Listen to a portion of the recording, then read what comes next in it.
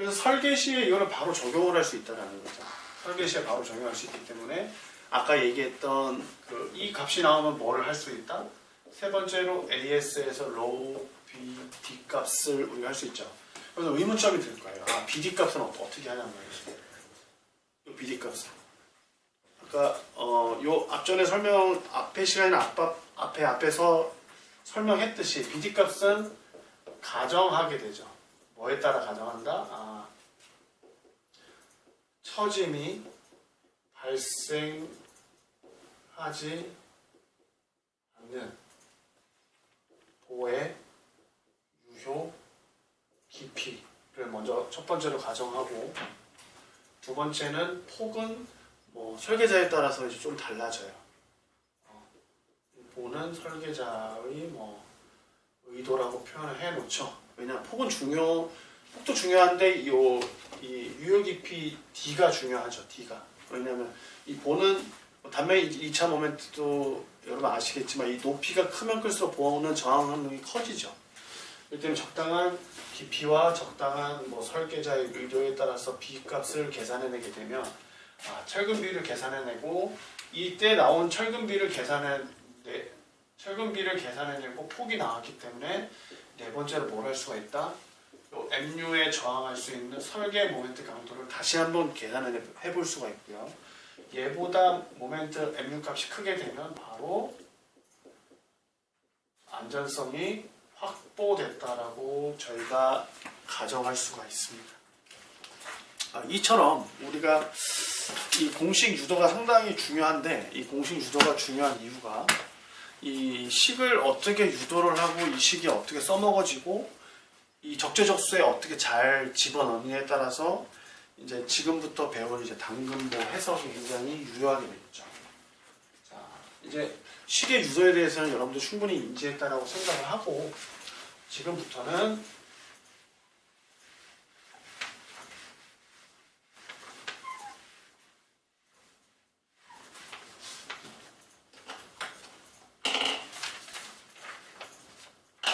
철근 콘크리트 보 해석을 먼저 진행할 겁니다. 해석. 설계는 설계까지 가기에는 좀 무리가 있을 수도 있는데, 시간이 할애가 된다고 하면 철근 콘크리트 설계까지도 진행을 할 수 있도록 한번 노력을 한번 해볼게요.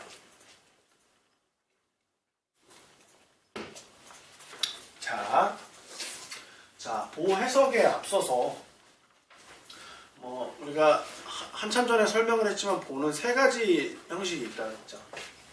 이렇게 철근이 하부에만 이게 배치가 되어 있는, 하부에만 이렇게 예쁘게 배치가 되어 있는 당근보가 있고요. 그 다음에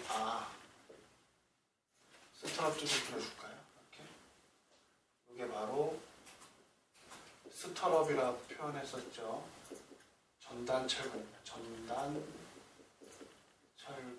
이건 추후에 압축제 이후에 설명을 드릴 겁니다. 두 번째는 뭐가 있죠? 스트럽이 있고 상부에도 철근이 있는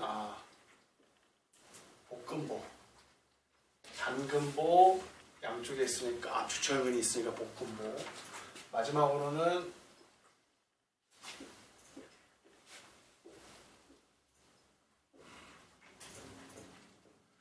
T형도 당근보가 있고 볶음보가 있죠. 근데 T형, 당근보, 볶음보 두 개 다 하기에는 무리수가 있어서 한번 고민을 한번 해보겠습니다. 어떻게 할지. 그래서 보통 이렇게 생긴 게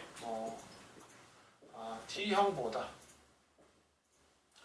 그리고 또 슬라브의 유효폭 B2를 계산하는 방식이 있는데, 이 B2를 계산하는 방식은 여러분들이 정리를 하시기 바랍니다. 미리 나중에 이제 수업 시간에 진행을 하긴 할 거지만, 이거 계산하는 방식은 총 세 가지가 있어요. 슬라브 중심간 거리, 티크네스의 6배, 등등 많이 있어요. 12배, 6배. 근데 오늘 할 챕터는 바로 당근보가 되겠죠. 요 지우고요.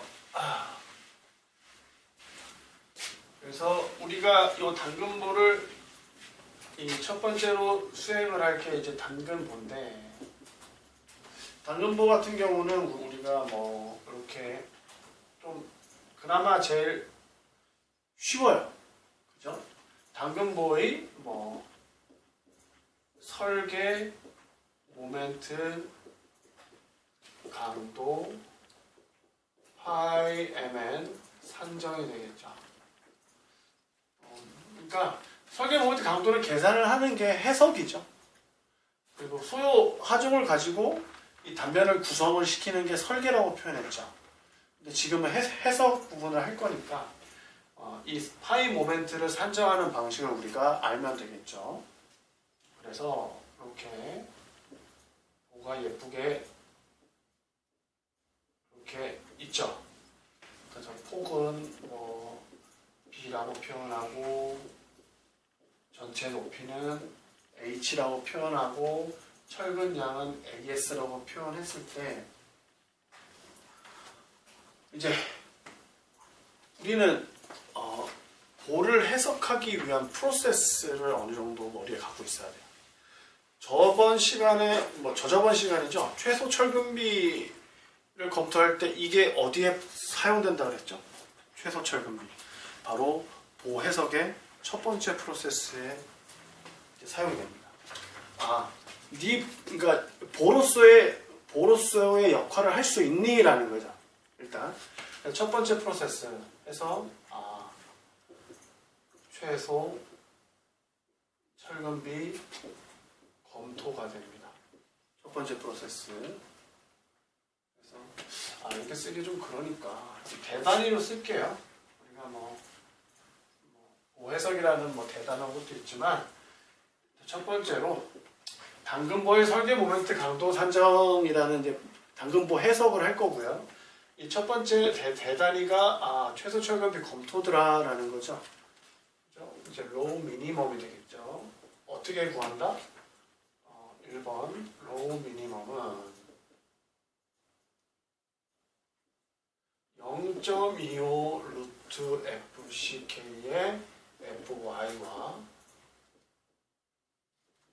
1.4 나누기 FY 중에 큰 값 쓰고,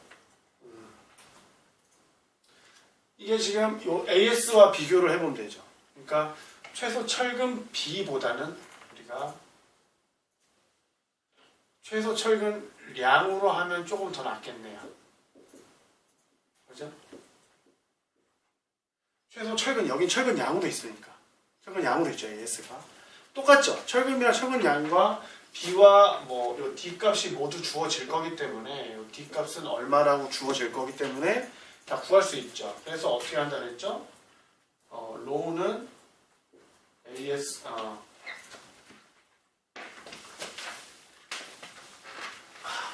자, 계산이 되면 이게 AS 미니멈을 계산할 수 있죠.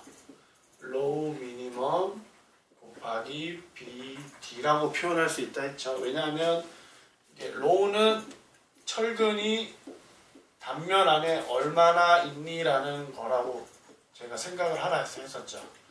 D 값이고 요 폭이 B 값이니까 이 철근, 이 단면적을, 요 BD는 단면적이죠. 이 단면적 안에 철근 양이 AS가 얼마나 꽂혀 있는데 라는 게 비율이라고 했죠.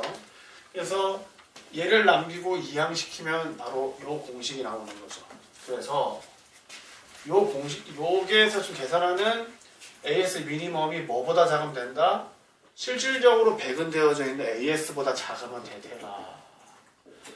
이렇게 되면 최소 철근량은 충분하다라는 거.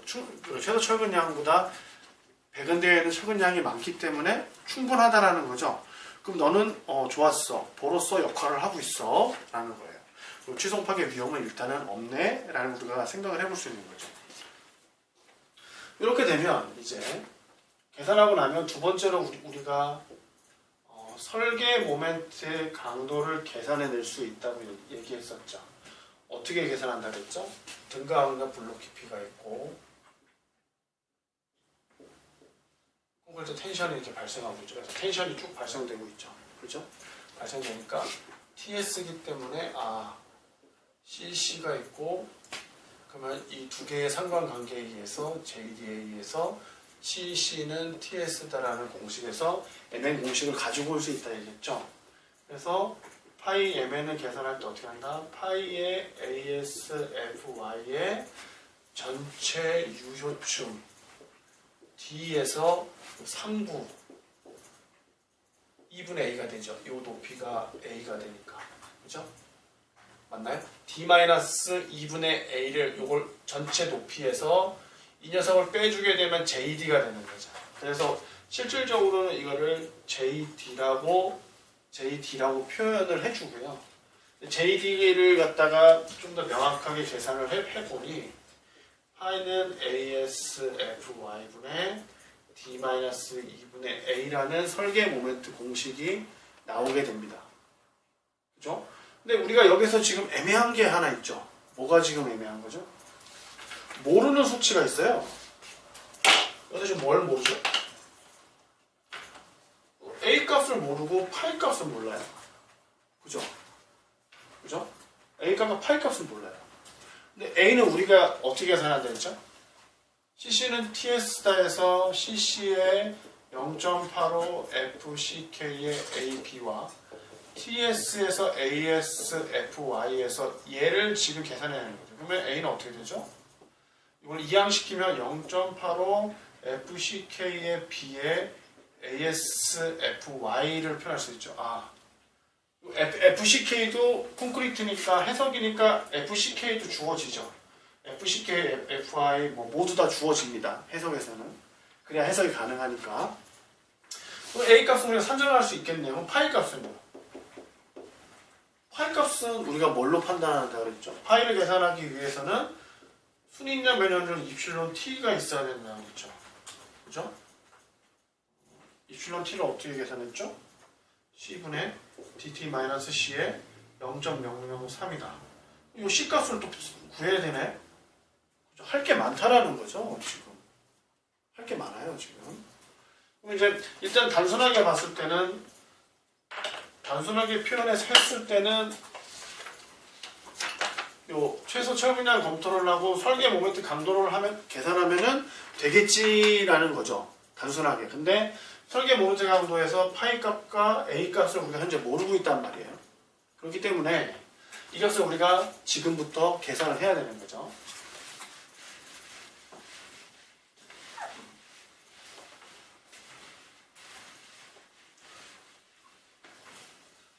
그렇기 때문에 프로세스를 가만 들여다보면 이렇게 되는 거죠. 파이 mn 2번이었죠. 산정에서 이거를 산정하기 위해서 첫 번째로 계산해야 될 게 A 값이 필요하구나. 등가항의 블록 깊이는 0.85 FCK의 B의 ASFY니까 구할 수 있구나. 그리고 두 번째 입실론 T 값은 C분의 DT-C에 곱하기 0.003이니 우리가 현재 여기에서 모르는 사항은 C 값이다 라는 거죠. C 값을 우리가 모르는 거죠. 그렇기 때문에 이 C 값을 계산하는 방식이 있었죠. 그죠? 등가항력 블록 깊이에서 우리가 이렇게 생긴 녀석의 C 값을 그죠? 이렇게 생긴 C 값을 이렇게 만들어주기 위한 A 값으로 산정해주기 위해서 A는 어떻게 계산한다 했죠? A는 베타1 C라고 계산했으니까 베타1을 넘겨주게 되면 C는 A 나누기 베타1이 되는 거니 여기에서 바로 C는 A 나누기 베타1으로 계산을 해서 C 값을 적용해주면 결론적으로는 입실론 T 값을 계산해낼 수가 있죠. 그래서 입실론 T 값이 설명했지만 0.004와 2.0 입실론 y 중에 큰 값보다 크게 된다 그러면 무슨 지배단면이라 그러죠? 인장 지배단면이다. 그래서 우리가 아주 심도 있게 다뤘었죠. 입실론 T 값이 0.85와 0.65 관계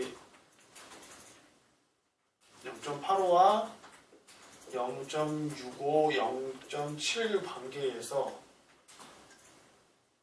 이렇게 간다고 했었죠. 이게 0.00, 이 배영률이니까 이 구간이 0.005니까 이 상태에서 어느 포인트에 오느냐에 따라 가지고 뭐가 결정된다고 했죠? 이 강도 정확에서 결정된다고 했죠. 그렇기 때문에 여기에서 이제 이 값이 결정이 되고 나면 우리가 뭘 계산할 수 있다는 거죠? 지금부터는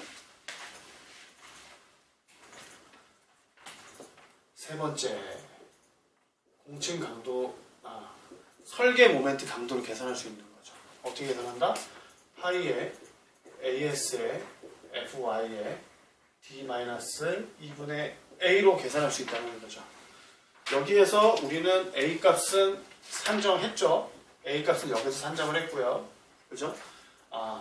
파이 값은 이 사이에 들어오겠죠. 파이는 순인장 배정률에 따라서 뭐 0.85다라는 게 나오겠죠. 그러면 파이도 변수였기 때문에 파이도 계산을 했기 때문에 설계 강도를 구할 수 있다, 못 구한다? 지금도 구할 수 있다는 거죠. 지금은 상당히 좀 단순해 보이지만 생각보다 복잡하죠. 지금까지 여러분들이 배웠었던 모든 이론식들이 다 들어오고 있죠. 뭐 C는 T다에서 A값 계산했고 베타1 C가 어떻게 등강의 블럭이 어떻게 계산되는지 알 수 있었고 얘를 계산해서 넣었고 파이 값은 저번 주에 강도 저감 계수와 순인장 변형률과의 상관관계에서 우리가 계산을 할 수 있었죠. 그럼 결론적으로 뭐다? 지금까지 우리가 이론적으로 했었던 모든 부분들은 다 설계 모멘트 강도를 계산해내기 위한 그 내부적 그 안에 있는 세부적인 내용들이었다라는 거죠. 그러면 지금부터는 이제 프로세스를 어느 정도 결정을 할 수가 있죠. 한 번 더 이제 정리를 하면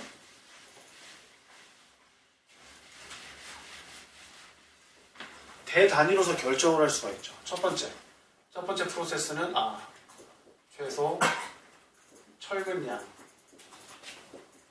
AS 미니멈 검토가 되고 두 번째는 뭐예요? 순인장 변형률을 바로 들어가면 되죠. 뭐 설계 모멘트 한개 넣어도 돼요. 근데 순인장 변형률 입실론 T 값 검토 들어가죠. 이 안에 뭘 구하죠? 첫 번째 입실론 T를 계산하기 위해서 A는 뭐 0.85 FCKB의 ASFY고 C는 A 나누기 베타 1이더라 라는 걸 알 수 있고 두 번째 입실론 T 값은 C분의 DT-C 곱하기 0.003인데 이 값이 2.0 입실론 Y와 0.004 중에 큰 값보다 크면 바로 인장 지배 단면이라는 걸 우리가 알 수 있었고 얘를 계산해내면 결론적으로 우리가 파이 값을 어쩌고 저쩌고 계산해낼 수 있으니 세 번째 설계 모멘트 강도를 계산해낼 수 있는 거죠. 그죠? D-1분의 A 하고 자 이처럼 프로세스가 이렇게 결정이 되는 거죠. 이 보호에서 폭과 철근과 FCK, FY, 높이까지 모두 우리가 계산해낼 수 있는 거예요. 어때요? 뭐 지금까지 했었던 부분들이 모두 잘 들어오게 되죠. 그래서 요 다음 시간에는 우리가 무엇을 할 거냐 하면 설계 모멘트 강도 실질적으로 문제를 풀어볼 겁니다. 실질적으로 문제를 풀어보고요. 그 문제에서 우리가 실질적으로 계산기를 두들겨서 문제를 풀어보는 것까지 해서 이번 주를 마무리할 생각입니다. 어쨌든 좀 어렵지만 잘 따라와 주시기를 부탁을 드리고요. 그리고 여러분들을 항상 응원합니다. 다음 시간에 뵙겠습니다.